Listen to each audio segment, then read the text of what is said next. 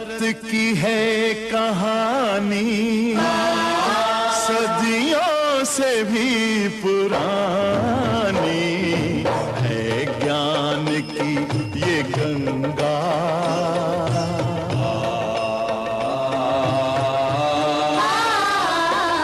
है, ज्ञान की ये गंगा ऋषियों की अमर वाणी। जय श्री कृष्ण। परमपिता परमात्मा की कृपा से आप सभी लोग बहुत अच्छे होंगे। आज संसार में देखने को मिलता है कि हमने खूब तरक्की कर ली, खूब पैसा कमा लिया, बड़ी बड़ी गाड़ियां, बड़ी बड़ी कोठी बंगले सब कुछ बना लिए, परंतु फिर भी हम अशांत होते जा रहे हैं, हम दुखी होते जा रहे हैं। ऐसा क्यों? दुख का कारण क्या है? हमारे वेद भगवान कहते हैं कि वयम श्याम पतयो रयिणाम, हम धन ऐश्वर्यों के स्वामी बने, परंतु उसके साथ साथ एक चेतावनी भी दी गई कि धन तो खूब कमाना, परंतु चेतावनी ये है कि धन में भगवत भाव अवश्य जुड़ा हो, और नहीं तो वो धन ही हमारा विनाश कर देगा। विनाश कैसे कर देगा?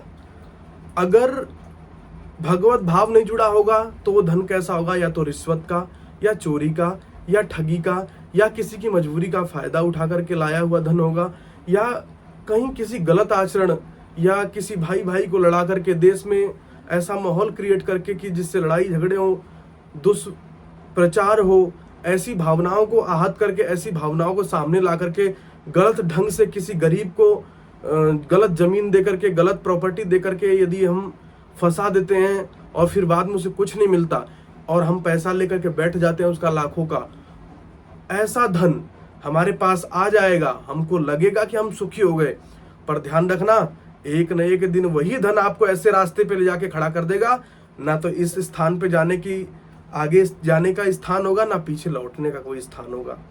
कई बार आपने कहानियां सुनी है ना कि पीछे सांप है, आगे मगरमच्छ है, कहाँ जाओगे? तो इसलिए मैं कहता हूं कि ऐसे ही स्थान पे ले जाकर के गलत धन आपको खड़ा कर देगा, जहां ना आप आगे जा सकते हैं, ना जहां आप पीछे जा सकते हैं। आप 2 रुपया कम कमाइए, आप 2 रुपया कम कमाइए, आप 2 रोटी कम खाइए, आप घी मत लगाइए, सूखी रोटी खाइए, पर मैं कहता हूं आपको कि आप जो भी कमाते हैं पूर्ण ईमानदारी से कमाइए और पूर्ण ईमानदारी से कमा करके उसमें रहिए। और मैं कहता हूं कि जो बेईमानी करके आपने कमाया उससे लाख गुना ज्यादा आनंद आपको मिलेगा। और यदि आपने बेईमानी करके धन कमाया तो ध्यान रखना एक न एक दिन ऐसे ले जाके गर्त में पटक देगा, फिर दोबारा उठने का तुम्हें कोई मौका नहीं मिलेगा। आज इसलिए तो हम दुखी होते चले जा रहे हैं, संसाधन बढ़ते चले गए लेकिन बुद्धियां भ्रष्ट होती चली गई। ये स्थिति हो गई समाज की। हमने पैसा कौड़ी खूब कमा लिया, अरे बड़े घरों से शांतियां नहीं मिलती महाराज। अगर मन अशांत है, आपके पीछे उत्तर प्रदेश की पुलिस लगी है और आपको चप्पे चप्पे खोज रही है, आपको ले जाके 5 स्टार होटल में बिठा देंगे तो क्या आपको शांति मिल जाएगी? नहीं। ध्यान रखना, शांति तभी मिलती है जब हम आत्मबल से मजबूत होते हैं। आत्मबल कब मजबूत होता है? जब हम अंदर से पवित्र होते हैं। हम अगर पवित्र हो जाएंगे तो ध्यान रखना संसार में ना हम किसी से डरेंगे, ना हम किसी से दबेंगे। हम डरते दबते जब ही हैं जब हम गलत होते हैं। और यदि हम ईमानदारी का कमाएंगे तो ध्यान रखना संसार में सीना तान के चलेंगे, कोई कुछ कहने वाला नहीं होगा। 2 रोटी कम कमाएंगे, 2 रोटी कम खाएंगे, परंतु ये कह सकते हैं कि हमने कभी किसी गरीब को नहीं सताया, हमने कभी किसी को बर्बाद नहीं किया, हमने कभी किसी का घर नहीं उजाड़ा। ये स्वाभिमान यदि आपके अंदर है तो समझ लेना आप पवित्र व्यक्ति हैं। अरे आपको लगता है कि जिन पे खूब पैसा होगा वो सुखी होंगे, हम उनके पास बैठते उठते हैं, उनकी स्थितियां हम जानते हैं। यहां तक कि शास्त्रों में तो कहानियां तक बना दी गई। एक कहानी आती है कि महाराज एक व्यक्ति पे बहुत सारा धन था, अब वो सोच रहा है इस धन का करूं क्या। अब उसे 24 घंटा फिक्र कि कहीं चोरी ना हो जाए। उसने सोचा कि इस धन को ले जाकर के बैंक में जमा कर देते हैं। बैंक में गया, वहां देखा तो उसके मन में विचार आया कि बैंक का क्या भरोसा, ये भी लूट जाती हैं, इनका भी दिवालिया निकल जाता है, कभी कभी बैंकें भाग जाती हैं। ऐसे विचार आया। फिर उसने सोचा कि अगर यहीं चोरी हो गई तो क्या करूंगा। उन पैसों को लेकर के दोबारा घर आ गया। घर आके सोचा कि चलो मैं ही देख रेख करता हूँ। फिर कुछ दिन बाद आया कि अरे इसके चक्कर में तो मेरी रात का सुबह उठते समय न ढंग से नाश्ता हो पाता है, न भोजन हो पाता है, न रात्रि का सोना हो पाता है, हमेशा धन की चिंता लगी रहती है। इसको चलते हैं डाक खाने में रख के आते हैं। डाक खाने में गया तो देखा कि जो उसका मित्र पुराना डाकिया जो वहाँ पे डाक इंचार्ज था वो हट गया।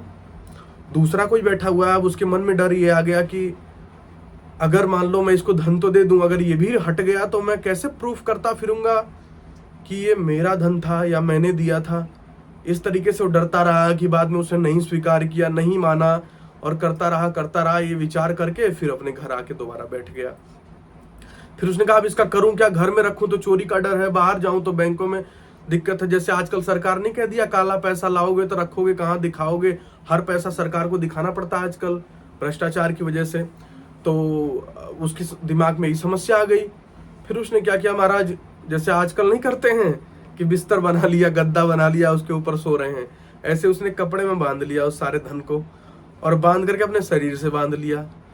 अब बेचारा जहां जहां जाए वहीं धन की चिंता। पहले तो ये था कि एक स्थान से चुरने की चिंता होगी, अब उस मूर्ख ने ऐसा धन में तो कलयुग का वास है, ऐसे ही नशा चढ़ा, ऐसा नशा चढ़ा कि महाराज अब वो जहां जहां जाए, जहां जहां घूमे, जहां जहां उठे बैठे नाश्ता करे, खाना खाए, हर जगह उसे उस धन की चिंता। क्यों? शरीर में बांध लिया। अब वही धन था जो सुख का साधन था। धन से सुख मिलता है ना, धन से 2 रोटी लाएं, बनाएं गरम गरम, अच्छी सी सब्जी बनाएं, सुंदर तरीके से उसमें थोड़ा सा घी डालें और खाएं, सुख मिला ना शरीर को। वस्त्र पहने हैं, वस्त्र साफ हैं, सुख मिला ना शरीर को। तो धन सुख तो देता है, पर ध्यान रखना धन दुख भी देता है। कब? हम जब धन का सही प्रयोग करना नहीं जानते, जब हम उसे भगवान से जोड़ के नहीं देखते। हमारी कमाई पवित्र होनी चाहिए, हमारी कमाई कल्याण की होनी चाहिए। हमारे पास खूब सारा धन है, हमारे आसपास रहने वाले, हमारे आसपास के लोग भूखे हैं, ध्यान रखना उस धन का कोई फायदा नहीं है। हमारा धन जब भी सार्थक है जब हमारे आसपास के रहने वाले लोग सुखी हों, समृद्ध हों। इसी को कहते हैं भगवत धन, अर्थात ऐसा धन जो हमें उठा दे। और ध्यान रखना, मैं बार बार कहता हूं, इसीलिए हम दुखी हैं। ऐसा धन हमें कमाना चाहिए जो हमें उठा दे, हमारा कल्याण करे। हमें कभी भी ऐसा धन नहीं कमाना चाहिए जो हमें अधोगति पे लाके खड़ा कर दे, जो हमें गिरा दे, हमारा विनाश कर दे। और ध्यान रखना, पाप से कमाया हुआ धन एक न एक दिन ऐसे विनाश के रास्ते पे खड़ा ही कर देता है हमें लाके, कि उसके बाद कोई रास्ता हमें दिखाई नहीं देता है। इसलिए ध्यान रखना कि 2 पैसा कम कमाओ, परंतु अपनी पवित्र कमाई कमाओ और उसका ही सही प्रयोग करो। देखो, और उसका भगवत, मैंने कहा उसे भगवान से जोड़ करके देखो कि ये मेरा धन नहीं है, भगवान का धन है, मुझे केवल उपयोग के लिए मिला है। इस भावना से जब हम देखते हैं तो ध्यान रखना निश्चित रूप से हमारा कल्याण होता है। इतना ही कह के मैं अपनी वाणी को विराम देता हूँ। भगवान की कृपाएं आपके जीवन में बरसे, आप सुखी हों, आपका जीवन खुशियों से भरे। जय श्री कृष्ण, राधे राधे।